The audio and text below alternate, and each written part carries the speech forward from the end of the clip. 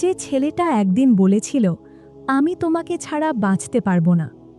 যে ছেলেটা প্রতিশ্রুতি দিয়েছিল, আমি সব সময় তোমার পাশে থাকব। সেই মানুষটাই কেন একদিন নিজের হাতে সেই মেয়েটার জীবন শেষ করে দেয়? কেন ভালোবাসার গল্প হঠাৎ করে রক্তাক্ত হত্যাকাণ্ডে শেষ হয়? এটা কি হঠাৎ ঘটে? না, এর পেছনে লুকিয়ে আছে ভয়ঙ্কর কিছু বাস্তব কারণ, যেগুলো আমরা দেখতে পাই না অথবা দেখতে চাই না। আজকের এই ভিডিওতে আমরা জানব সম্পর্কের পর কেন শেষ পর্যন্ত হত্যা হয়, কেন যুব সমাজ ধীরে ধীরে এমন অন্ধকার পথে চলে যাচ্ছে, আর বিশ্বাস করুন, শেষের কারণটা জানলে আপনি সত্যিই অবাক হবেন। আপনি হয়তো খবরের কাগজে বা সোশ্যাল মিডিয়ায় প্রায় দেখেন প্রেমের সম্পর্কের পর হত্যা, প্রেমিকের হাতে প্রেমিকা খুন, অথবা বিয়ের প্রতিশ্রুতি দিয়ে হত্যা। এগুলো শুধু সংবাদ নয়, এগুলো আমাদের সমাজের ভেতরে জন্ম নেওয়া গভীর সংকটের লক্ষণ।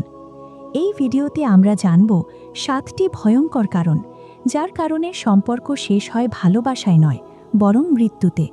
আর সেই সাথে জানব ইসলাম এই বিষয়ে কী সতর্কতা দিয়েছে, কারণ আল্লাহর শিক্ষা থেকে দূরে গেলে মানুষের হৃদয় কেমন ভয়ঙ্কর হয়ে যেতে পারে, সেটাই আজ আমরা দেখব। নাম্বার 1, নৈতিক ও ধর্মীয় অবক্ষয়। একটা সময় ছিল যখন মানুষ কোনো গুনাহ করার আগে আল্লাহকে ভয় করত, কারণ সে জানত মানুষের চোখকে হয়তো ফাঁকি দেওয়া যায়, কিন্তু আল্লাহর চোখকে নয়। কিন্তু আজ অনেক মানুষের হৃদয় থেকে আল্লাহর ভয় ধীরে ধীরে হারিয়ে যাচ্ছে। যখন মানুষের ভেতর থেকে তাকওয়া চলে যায়, তখন গুনাহ আর অপরাধের মধ্যে পার্থক্য থাকে না। তখন সম্পর্ক আর পবিত্র থাকে না, তখন সম্পর্ক হয়ে যায় শুধু ভোগের মাধ্যম। কারণ বেশিরভাগ ভয়ঙ্কর অপরাধ শুরুই হয় আল্লাহকে ভুলে যাওয়ার মাধ্যমে। একজন মানুষ যখন আল্লাহকে ভয় করে না, তখন সে মানুষকেও ভয় করে না। নাম্বার 2, ভোগবাদী মানসিকতা, মানে ইউজ অ্যান্ড থ্রো। আজকের সমাজে একটা ভয়ঙ্কর সংস্কৃতি তৈরি হয়েছে। কিছু যুবকের কাছে সম্পর্ক মানে ভালোবাসা নয়, সম্পর্ক মানে দায়িত্ব নয়। তাদের কাছে সম্পর্ক মানে ব্যবহার করো, তারপর ফেলে দাও, ইউজ অ্যান্ড থ্রো। শুরুতে তারা বলে, আমি তোমাকে বিয়ে করব, কিন্তু সময় যত যায় দায়িত্বের প্রশ্ন আসে, পরিবারের চাপ আসে, সমাজের চাপ আসে। আর তখন তারা ভাবে এই সম্পর্কটা যদি শেষ হয়ে যেত।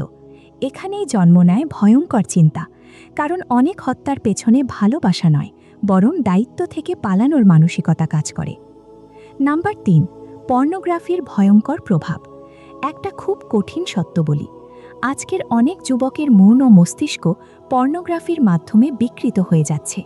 পর্ন মানুষকে শেখায় না ভালোবাসা, পর্ন শেখায় না সম্মান, পর্ন শেখায় মানুষকে বস্তু হিসেবে দেখতে।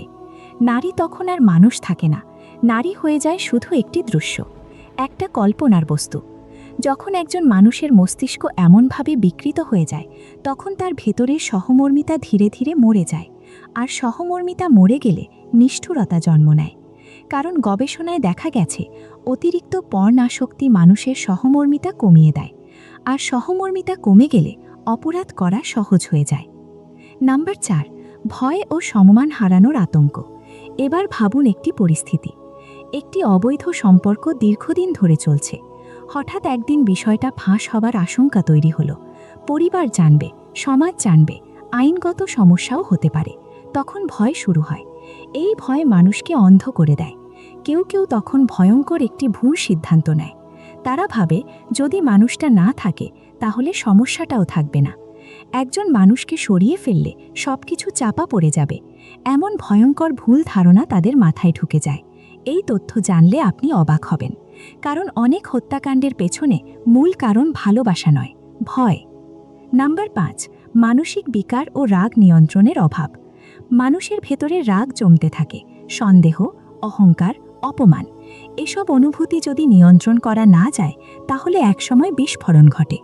একটা ঝগড়া, একটা তর্ক, এক মুহূর্তের রাগ, 1 সেকেন্ডের সিদ্ধান্ত, আর সেই 1 সেকেন্ডেই একটা জীবন শেষ হয়ে যায়। আপনি হয়তো বিশ্বাস করবেন না, কিন্তু অনেক হত্যাকাণ্ড ঘটে শুধু কয়েক মিনিটের উত্তেজনায়। রাগের সময় মানুষ নিজের বিবেককেও হারিয়ে ফেলে। এখানে আপনাকে একটা প্রশ্ন করি, আপনার কি মনে হয় আজকের যুব সমাজের সবচেয়ে বড় সমস্যা কোনটা? নৈতিকতা নাকি সোশ্যাল মিডিয়ার প্রভাব? কমেন্টে আপনার মতামত লিখুন। নাম্বার 6, দুর্বল বিচার ব্যবস্থা ও শাস্তির ভয় না থাকা। আরেকটা কঠিন বাস্তবতা আছে।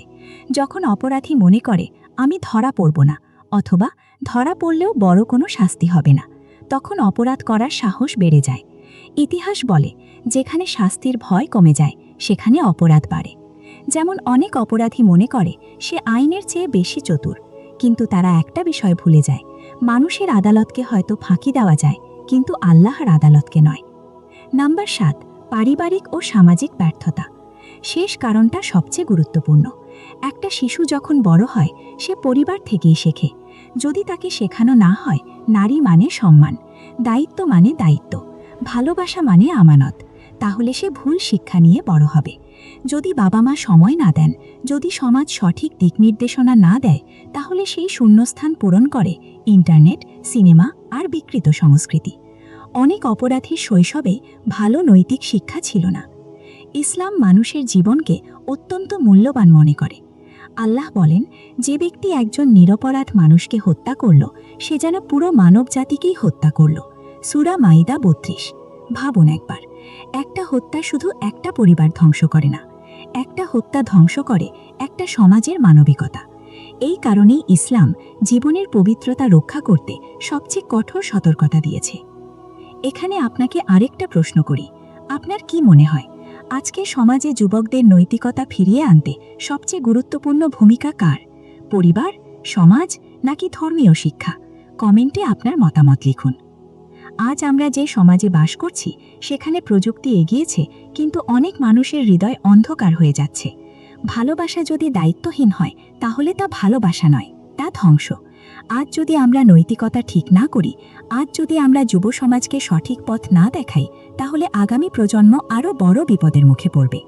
আর মনে রাখবেন, একটা সমাজ ধ্বংস হয় অস্ত্র দিয়ে নয়, নৈতিকতার পতনের মাধ্যমে।